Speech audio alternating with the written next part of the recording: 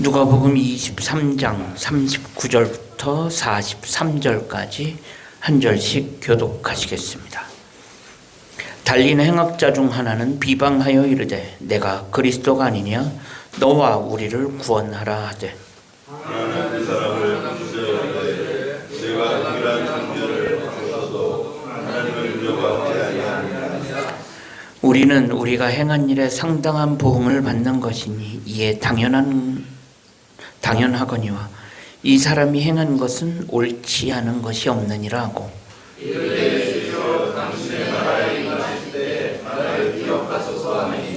함께 읽습니다. 예수께서 이르시되 내가 진실로 내게 이르노니 오늘 내가 나와 함께 낙원에 있으리라 하시니라. 아멘.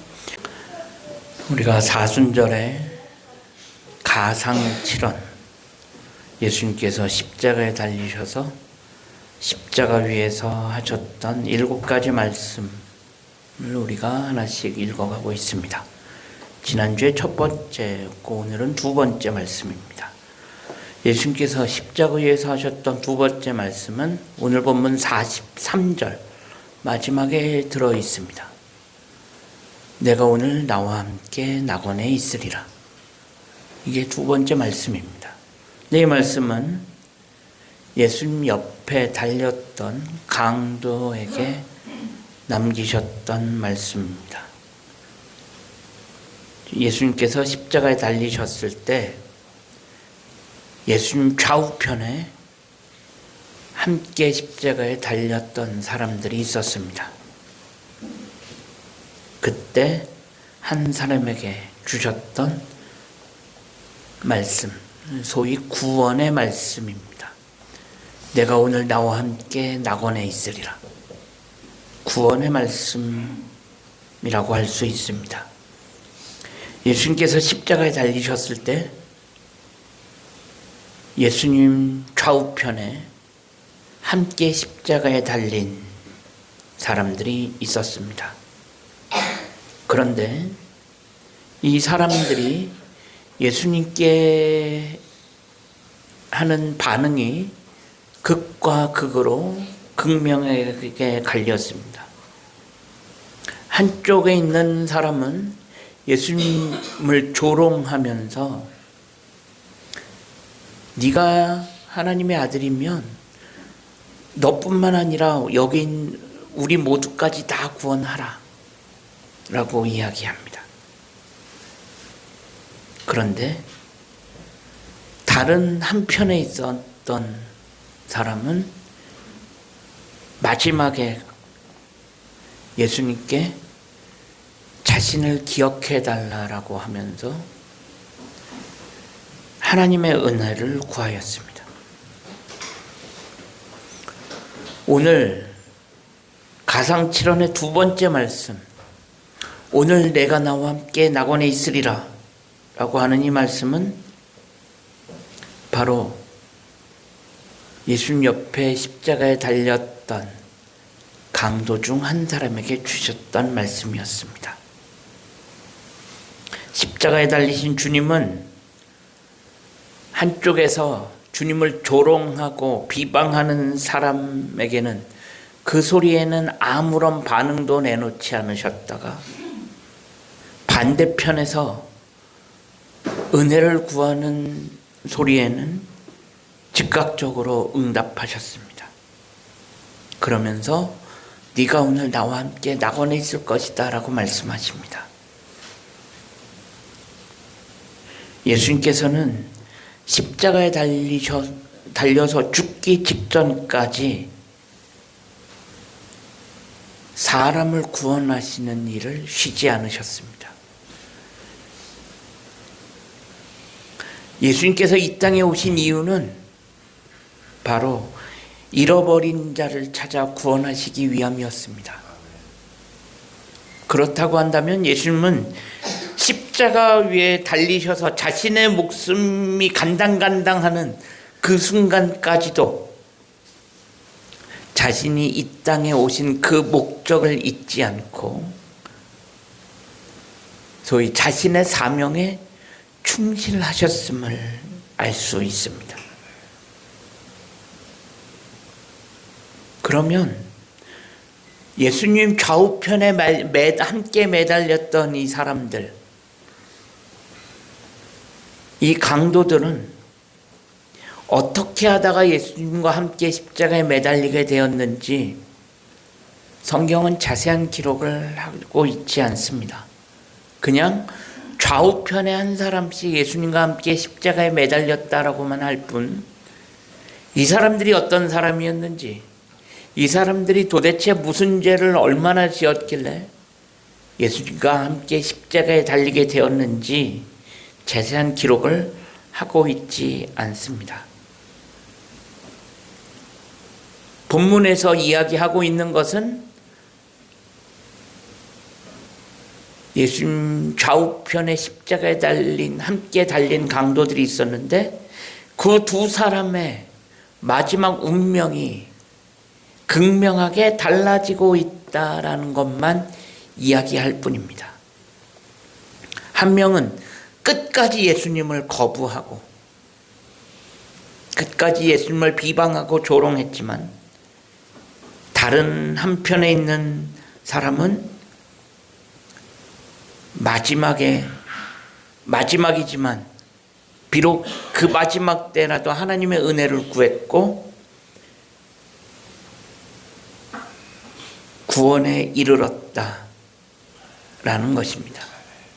사실 이 두 사람, 예수님과 함께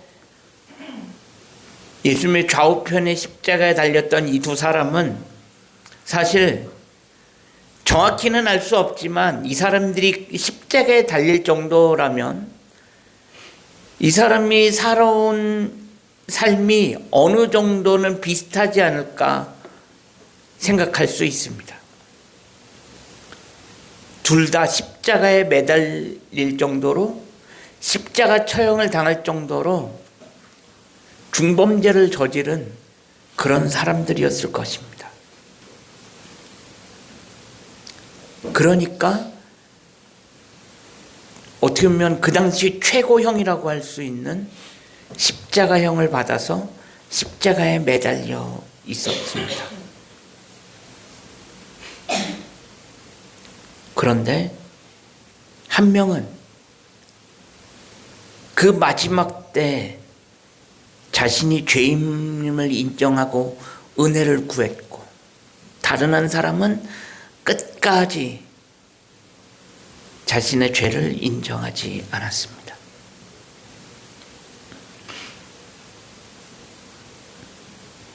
세상적으로 보면 이 강도들이 어떻게 해서 여기까지 왔는지 정확히 알 수 없지만 어쨌든 재판장이 판결을 했고 그래서 십자가에 달리게 되었습니다. 물론 결정은 재판장이 했겠지만 이 세상에서 벌어지는 모든 일이 하나님의 뜻 가운데 일어난다고 한다면 예수님 좌우편에 함께 십자가에 달린 그 강도들 역시 하나님의 뜻과 섭리 가운데 십자가에 달리게 되었다라고 할 수 있습니다. 그런데 그 중에 한 사람은 마지막 순간에 가장 큰 은혜를 입었습니다. 그렇다면 이것도 하나님의 뜻입니다. 우리의 삶도 마찬가지입니다. 우리 가운데 우리가 하나님의 은혜로 구원을 받고 여기에까지 와 있지만 우연히 예수 그리스도를 믿고 구원받게 된 사람은 단 한 명도 없습니다. 우리의 구원도 모두 하나님의 뜻과 섭리 가운데 있었던 일임을 우리는 인정해야 합니다. 그래서 믿음의 삶에 우연이란 존재하지 않습니다. 세상적으로 보면 모든 것이 다 우연 같고 내가 예수를 믿게 된 것도 내가 교회에 다니게 된 것도 우연 같지만 그 모든 것들이 사실 우연이 아니라 하나님의 뜻과 하나님의 섭리 가운데 있었던 일이라는 것, 우리는 그것을 잊어서는 안 됩니다. 예수님과 함께 예수님의 좌우편에 십자가에 달렸던 이 강도들도 마찬가지입니다. 그 중에 한 명은 마지막에 예수님을 비방하면서 이렇게 이야기했습니다. 내가 그리스도냐? 그러면 너뿐만 아니라 우리 모두도 다 구원해 보라는 것입니다. 이 사람은 십자가의 고통 속에서 자신의 숨이 끊어져가는 그 순간에도 예수님을 비방하고 조롱하기에 급급했습니다. 이 모습을 보면 사람이 마지막 순간에라도 회개하고 주님께 돌아오는 것이 그렇게 쉽지 않다는 것을 알게 됩니다. 우리는 이 세상에서 수많은 사람들을 만나게 됩니다. 그리고 이 세상에는 자신의 삶에 대해 착각하고 있는 사람들이 너무나도 많이 있습니다.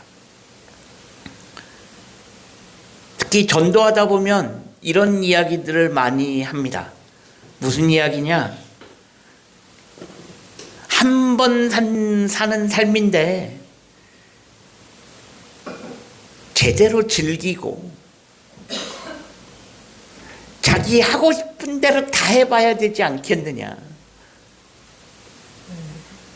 삶이 한 번밖에 없는데 그렇다고 한다면 이 하나밖에 없는 삶 끝까지 소위 놀 거 다 놀고 즐길 거 다 즐기고 자기 마음대로 해볼 것 없이 다 해봐야 되지 않겠냐. 그래야 후회가 남지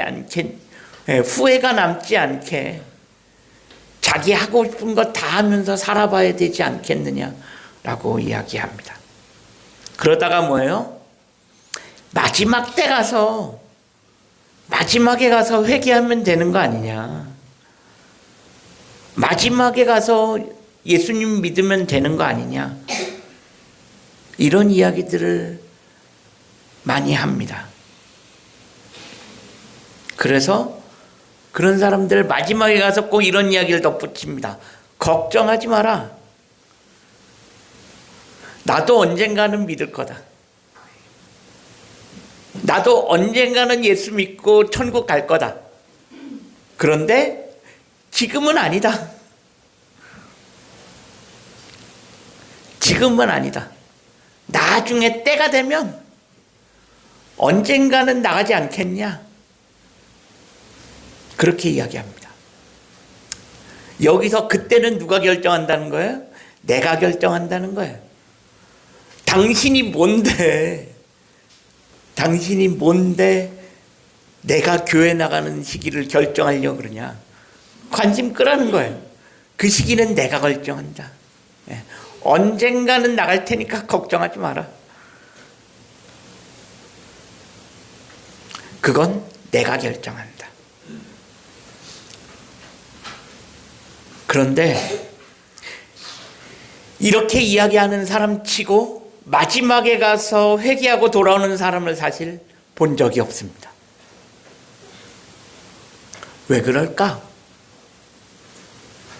오늘 본문을 보면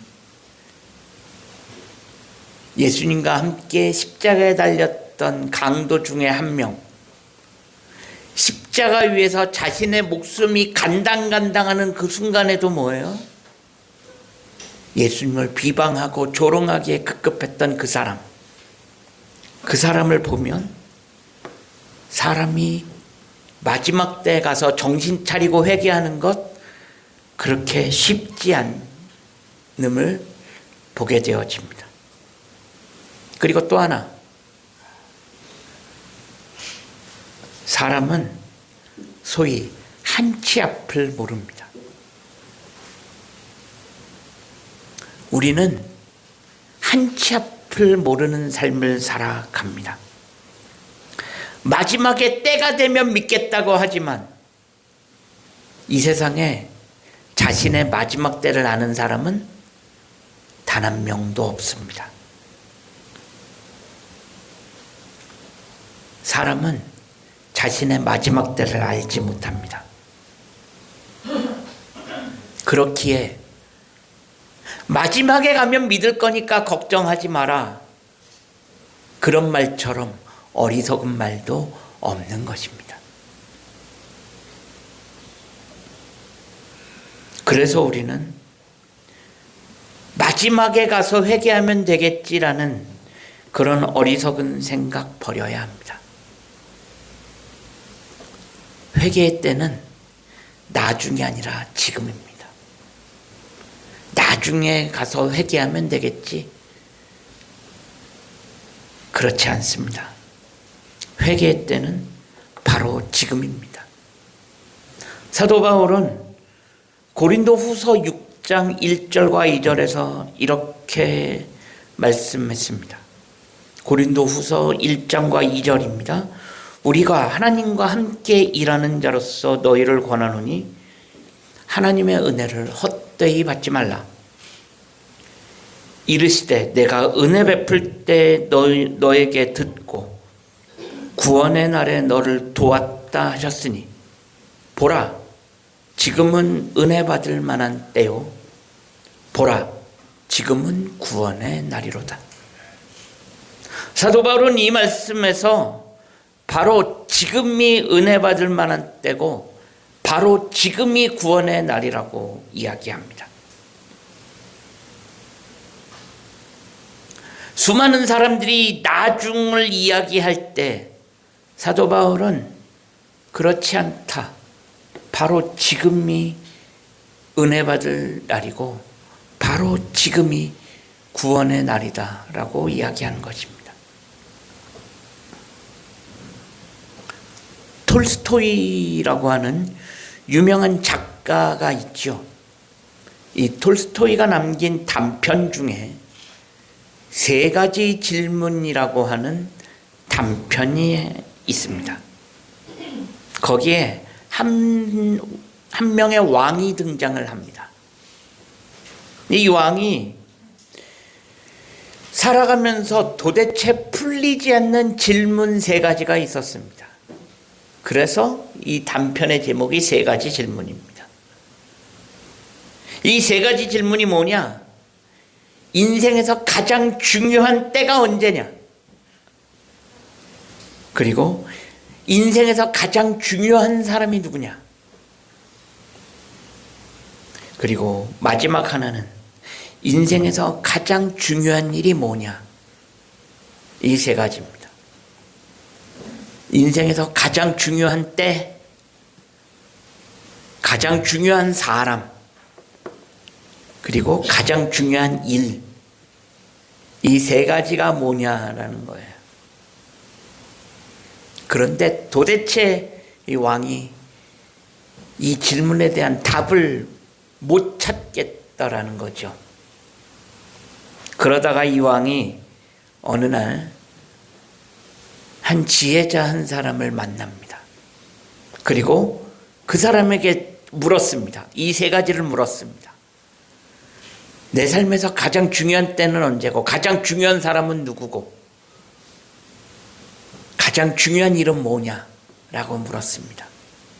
그런데 이 지혜자는 그 질문을 받고서도 아무런 대답을 하지 않았습니다.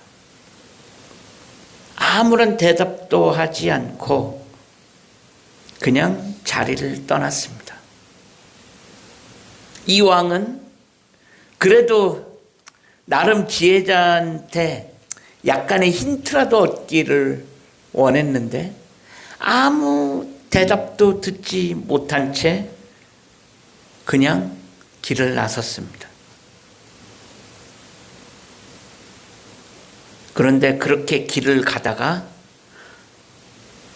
부상당한 한 사람을 만나서 그를 치료해 주게 됩니다. 그런데 알고 보니 이 사람은 자신을 죽이기 위해 매복해 있었던 사람입니다. 이 왕을 죽이기 위해서 매복해 있었던 사람인데 친위대에 의해 발견되어서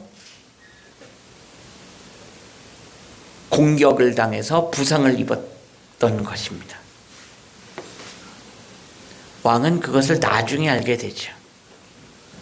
그런데 이때 때마침 누가 등장하느냐? 조금 전에 함께 만났던 그 지혜자가 때마침 등장을 합니다. 그러면서 아까 대답하지 않았던 이 세 가지 질문에 이제서야 이 지혜자가 왕에게 대답을 해줍니다. 그 질문에 대한 대답이 뭐였냐? 인생에서 가장 중요한 때가 언제냐? 그때는 바로 지금이다 라는 것이었습니다. 두 번째 질문이 뭐라 그랬죠? 인생에서 가장 중요한 사람이 누구냐? 인생에서 가장 중요한 사람은 지금 네 옆에 있는 사람이다. 마지막, 인생에서 가장 중요한 일은 뭐냐? 지금 네가 하고 있는, 지금 당신이 하고 있는 그 일, 그 일이 가장 중요한 일이다 라는 것입니다.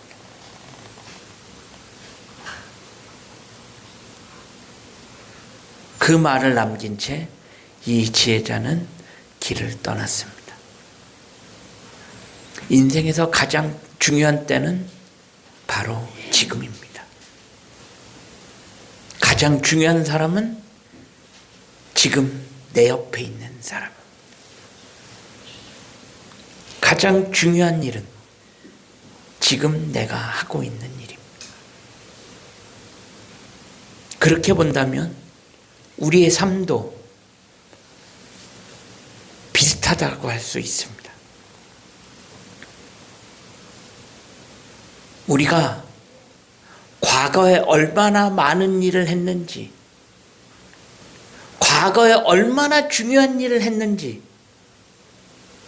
솔직히 그것은 중요하지 않습니다. 그것보다 중요한 것은 지금 내가 어떻게 살아가고 있느냐, 그것이 더 중요하다는 것입니다. 그런데 우리는 과거에 매여 있을 때가 많이 있습니다. 그래도 내가 예전에 잘 나가던 사람인데, 그 중에 그래도 내가 한때는 날렸던 사람입니다. 과거의 영광에 취해 있는 그런 사람들이 의외로 많이 있습니다. 믿음도 마찬가지입니다. 내가 과거에 얼마나 잘 믿었었는데, 내가 과거에 그래도 교회에서 이 정도까지 했었는데, 사실 별 의미 없습니다. 왜? 과거는 이미 과거일 뿐입니다. 다 지나갔습니다. 중요한 것은 뭐예요? 바로 지금 이 순간입니다. 과거에 아무리 잘 살았다고 해도, 과거에 내가 아무리 잘 나갔다 해도, 지금 내가 열심히 충실하게 살고 있지 않으면 의미가 없습니다. 내가 과거에 아무리 잘 믿었다고 해도 지금 내 믿음이 올바로 서 있지 않으면 그것도 의미가 없습니다.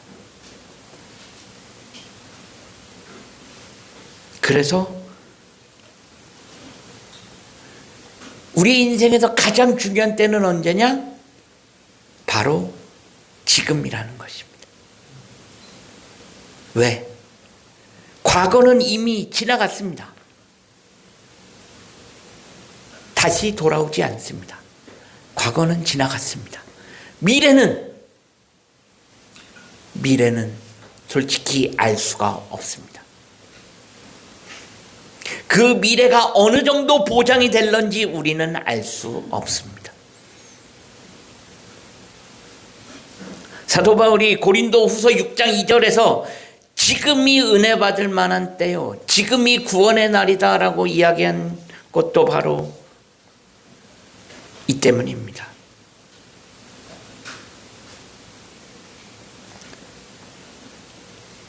우리의 믿음은 그래서 늘 지금의 초점이 맞춰져 있어야 합니다. 하나님이 우리에게 주신 은혜는 과거에 우리의 죄를 용서받은 것으로 거기서 끝나는 것이 절대로 아닙니다. 우리가 받은 은혜가 과거에 머물러 있으면 안 됩니다. 과거에 하나님께서 나에게 허락하신 그 은혜 좋긴 한데 그 은혜가 지금 임하는 은혜가 아니면 과거에 머물러 있으면 안 된다라는 것입니다. 그 옛날 하나님께서 나에게 엄청난 은혜를 주셨다면 그 하나님께서 지금 이 순간에도 나에게 은혜를 주실 수 있다는 것을 믿어야 합니다. 그리고 지금 이 순간이 바로 지금 바로 이 순간이 은혜 받을 때구나 라는 것을 깨달아야 합니다. 이스라엘의 초대왕 사울, 이 사람은 철저하게 과거에 매달려 있었던 사람입니다. 그가 받은 은혜는 늘 과거형이었습니다. 실제로 사울 왕은 처음에는 정말로 하나님 앞에 신실하고 경건하게 살려고 했던 사람이었습니다. 그런데 그가 받은 은혜는 늘 과거형이었습니다. 그러다 보니 지금 이 순간에 충실하지 못했습니다. 지금 이 순간 은혜를 받지 못하고 늘 그의 은혜는 과거에 머물러 있었습니다. 사울이 왜 실패했을까? 과거에 받은 은혜에 매몰되어 있었기 때문입니다. 미국의 32대 대통령 루스벨트라고 하는 대통령이 있었습니다. 그의 아내 엘리너 루스벨트라고 하는 사람은 내일이 곧 지금이다 라는 말을 남겼다고 합니다. 내일이 곧 지금이다. 이 말의 뜻은 뭐냐? 지나간 어제는 돌아오지 않고 내일은 보장되어지지 않으니 우리는 지금이라고 하는 이 시간에 충실해야 한다라는 것이었습니다.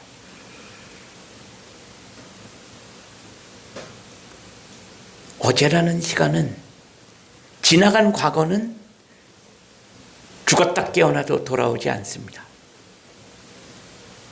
그리고 내일이라는 시간은 솔직히 우리에게 보장되어 있다라고 할 수 없습니다. 그래서 우리는 지금이라는 시간에 충실해야 합니다. 하나님을 믿는다는 것, 우리가 은혜를 받는다는 것은 세상의 어떤 일보다 중요합니다. 그래서 구원의 날은 내일이 아니라 바로 지금입니다. 인생에서 가장 중요한 때도 바로 지금입니다. 구원의 날도 바로 지금이라면 회개의 때도 바로 지금입니다. 내일이 아닌 바로 지금, 바로 이 순간이 은혜 받을 만한 때고 바로 지금 이 순간이 구원의 때라는 것을 잊어서는 안 됩니다. 로마서 13장에 보면 사도 바울은 또한 너희가 이 시기를 알거니와 자다가 깰 때가 벌써 되었느니라 라고 말씀합니다. 지금은 잠잘 때가 아니라 깨어있을 때라고 하는 것입니다. 영적으로 잠들어 있지 말고 깨어있으라는 것입니다. 영적으로 깨어있어서 지금 주님이 주시는 그 은혜를 받으라는 것입니다. 우리가 지금 이 순간, 우리가 살아가는 그 순간순간이 은혜의 때가 되어질 수 있기를 소망합니다. 그 순간순간이 모여서 우리의 삶이 완성되어지고 우리의 구원이 완성되어지는 줄로 믿습니다. 오늘 하루 하나님이 주신 은혜를 헛되이 넘기지 않고 지금 이 순간이 바로 은혜 받을 만한 때요. 바로 지금 이 순간이 구원의 날이라고 하는 그 말씀을 기억하며 하루하루 하나님 주신 은혜에 감사하며 하루하루 그 순간순간에 충실해 갈 수 있는 우리 모두가 되어질 수 있기를 주님 이름으로 간절히 축원합니다. 기도하겠습니다. 하나님,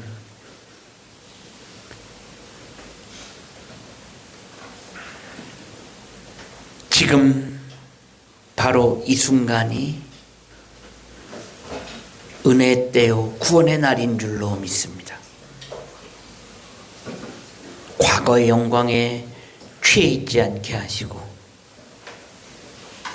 한 치 앞도 모르는 미래에 머물러 있지 않게 하시고 지금 이 순간이 은혜 받을 때고 지금 이 순간이 구원의 날임을 기억하며 하루하루 하나님의 은혜에 따라 살아갈 수 있는 우리 모두가 되어질 수 있게 하여 주옵소서.